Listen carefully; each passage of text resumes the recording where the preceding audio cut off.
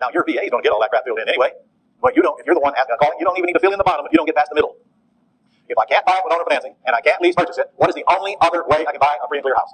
All cash. So if the seller's asking $200 and it's worth $200, what do you think the chances of me buying it for all cash? Like nothing, zippo, nada, because they're asking retail and I got to buy it way down at wholesale for all cash, or I'm not even remotely interested. So before I go any further, is everybody clear on that? If I can't owner finance it and I can't lease purchase it and it's free and clear, it is dead. The horse is dead. Put it down. Put it under. It's over. It's over. It's over. So when these sheets come at you and there's no yes circle and there's no no circle, where does that leave you? It leaves you in a cloud, trying to figure out what to do next. And you can't figure out what to do next because you don't have the proper answers to the questions to guide you to the next move. So must have yes or no circle. In the middle, if it has a loan on it, it says if the house has a large mortgage, you ask if we can agree on a price and we accept all responsibility for future repairs, would you consider a lease purchase? If the answer is yes, we may have a deal. If the answer is no, we have nothing. Nothing. Nothing. We're done. Just that fast. So if these things come at you and the answers are there, can you see why you can sit here and take 15 of these babies and go through them in a nanosecond and separate the suspects from the prospects? Just with the conversation that we just had. Hello? Okay. But if you don't get the yes or no's, you're studying and you're studying and you're studying and you're looking back at the manual, what do I do next? And the answer is nothing until you get the yes or no. And, I don't know why I didn't create those blocks for you earlier. It just never occurred to me. But with this sheet, an idiot could pre-screen a prospect if they understand what to do with it when you get the yes answers. All right, over on the left. If asking price and the loan balance are within $35,000, will you sell a house for what you owe on it? Okay? And it's got to be a yes or a no, but only if the loan balance is close to the asking price. So I'm either going to get an answer to the one on the left or I'm going to get an answer to the one in the middle if there's a loan on it. And I'm okay with either answer. I'm looking at one, by the way, this guy just brought me the one you brought in. It's got yes, they'll sell a house for what they owe on it, and yes, they'll lease purchase it. Okay, do I even need to look at the top to know I probably got a deal here? Well, hello. All right. So I'm going to pick this thing up. First thing I'm going to look at is, do I have a yes here? Do I have a yes there? Because if I don't, there's no sense of me even looking at the top or the bottom. Now, if I get a yes or a yes, then I'm going to look up here and see the numbers. We'll do live here in a few minutes, because these are your deals right here. All right. So I need to know the R. So look at your upper right-hand corner. You'll see it says the asking price, seller's estimated value, and your comps. Okay? The asking price that the seller's asking can only come from one place, and that is the seller. Guys, you must get an answer out of the seller. What do you want? You must get the answer, because you cannot pre-screen the deal till you get the answer. Secondly, I want to know what they think it's worth, because they're either overestimating the value or they're underestimating it, or they're pretty darn close. I want to know where they're at. And then thirdly, your comps. Your comps come from doing comps. I mean, you got to go online to one of the comp services, figure out what you think are decent comps, and put them on the sheet, and then you can determine from there whether the seller is asking too much, asking too little, or la-la land, or if it's so grossly overfinanced, you don't feel like messing with it anymore. You must get those answers. And then in the middle block where the loan information is, there's a star there. If you do not get the loan balance from the seller, there's no place to go till you do. The loan balance and the payment will determine whether you got a deal or not. Without it, there's no way to determine it. And then you also must know, is it current or in arrears? If it's in arrears, it's a totally different deal than if it's current. If it's in arrears, we're going to ask ourselves, is it so far in arrears, it totally eliminates tax. In other words, if there's a $1,500 payment and the guy's 6 behind, I know there goes $10,000 right there just to bring a payments current. So even if I go get an assignment fee, that's all I'll do in the payments. There goes my profit. There goes my deal, most likely. However, if it's current, now I only get to keep the $10,000. So I need to know if it's current or not. If it's not, it may be a short sale deal when we get to it, or it may not. And I need to know the payment. And I'd like to know if it's VITI or not, principal, interest, taxes, and insurance. So if I don't get the loan information, I can't pre-screen it. If I don't get the stars filled out, I can't pre-screen it. If I don't get yes or no answers, I can't pre-screen it. Is everybody clear on what I just said? Yes. Good. Is everybody listening to the tapes clear on what I just said? Good. All right.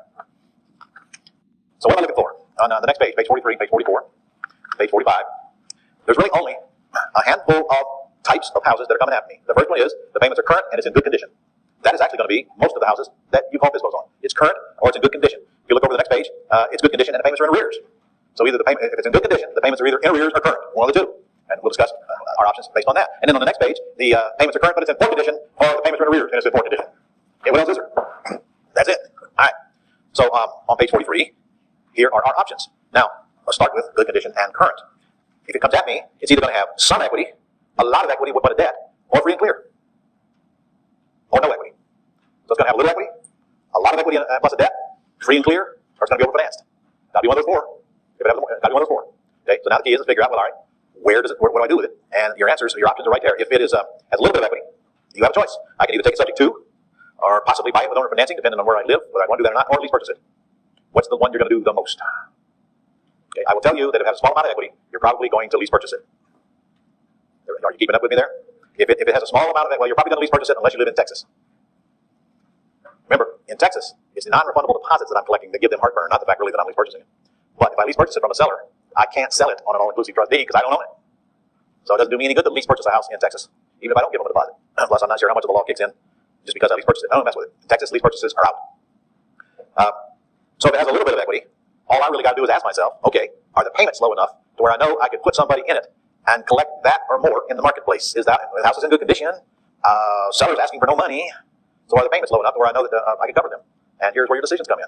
If the payments are really low, you might want to stay in it and lease it and then sublease it. If the payments are market or about, then you decide, okay, I'll just axe it. And you get to decide. Some of you will decide to axe everything because you just don't want to stay in it. And I don't really care. Whatever your decision is the right decision. Even though you might get a monthly spread in it, you'd rather not be bothered with it. You'd rather get your check and run. Your choice. Some of you will work harder and harder to stay in it, which is also your choice because you feel you're going to get some monthly spread. And of course, either way, you're going to get a big chunk of cash from the non-refundable deposit from your tenant buyer.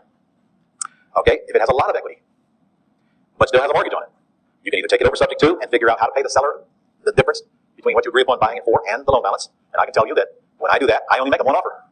I'll take over your debt, and I'll give you a second mortgage on the house with no payments and no interest for some term off into the future. $200,000 house, $140,000 debt. Seller will not give away the 60 grand, but they will sell it for say 170. I'll take over your 140. I'll buy your house. I'll take over your loan. I'll give you back a second for 30. No payments, no interest, 5-year balloon. Now, when I sell the property and cash out of it, you'll have to collect your 30, and your 140 will be paid off. In the meantime, I make payments on the 140. That's the offer. If you choose to offer that. If you want to own the property, you offer that. If you don't care, you could offer a $170,000 lease purchase just as easy. In fact, easier, couldn't you? Is it easier for you to explain a lease purchase than just taking over the debt subject to and give it back a second? What do you think? All right. Do you accomplish the same either way? Well, the answer is yes and no. You control the house either way. You have the same amount of equity either way. But, guys, there are going to come times when you want to own the house rather than lease purchase it. What's the downside of lease purchasing? Well, there's a couple, actually. Number one, when I lease purchase a house, I cannot depreciate it. There's no tax benefit there. I can write off my rent, and I can claim my rent coming in. It's kind of a wash or whatever, but I don't have any depreciation. Number two, when I lease purchase the property, the deed's still in the seller's name. And that means when I get ready to cash out of this property, I've got to deal with that seller. And I may not like that. If I can get around that, I might take it subject to. If I take it subject to, the seller deeds me the property, and if I owe him a second mortgage, I give them back a second mortgage, my LLC does, or my land trust does, and I'll never need to see him again. I don't have to chase him down to get the deed, or I got the deed. If I lease option it from him, though, you've got two choices. You can either hope you don't have a problem getting the deed when it's time to pay them off, or you can force them to put the deed in escrow with your attorney with instructions to record the deed when their loan is paid off. However, that does not come without a caveat. And you should know this. If you get a deed from a seller and then they die, that deed is worthless. That deed is worthless. The deed is not recorded before they die. You're going to have to go get the deed from their heirs now to be able to transfer title. So, what that means is, lease option property, you better hope your seller stay alive. Now, I would much prefer that you get a deed, signed then, put in your attorney's escrow account so that you have it, regardless. It doesn't cost any more to get it than not get it. The attorney is not recording the deed. The attorney prepares an escrow agreement that the seller signs that says, when the loan is paid off, you have my permission to record this deed. Now, that may or may not fly. You're going to have to ask your attorney. Because if a deed is prepared 5 years ago, you may not have a good title recording it 5 years later. Have a conversation with your attorney about what he or she thinks you ought to do to ensure that you get title without any problems later. And if not, don't worry about it. Don't lay awake at night worrying about, what if the seller backs out on me? What if the plane comes out of the sky and hits me in the head? What if? Okay, do I have a contract with my seller? Is my seller legally liable for any stupid stuff they do? And do I have full rights to sue them, get damages, and all the stuff that comes with my agreement? Yes, I do. Yes, I do. Could something go wrong? Yes, it could. Will it go wrong? Probably for you it will. So here's the reality of it. You either have to go through your business life preparing the best you can for things that are going to go wrong and handle them when they do, or not do anything so you can always be safe. And those are your two choices. And that, my friends, is why most people are employees, not employers. They'd rather be safe than rich. Well, you ain't going to get both. There's always something that can go wrong. I do not worry about getting the deed when it comes time.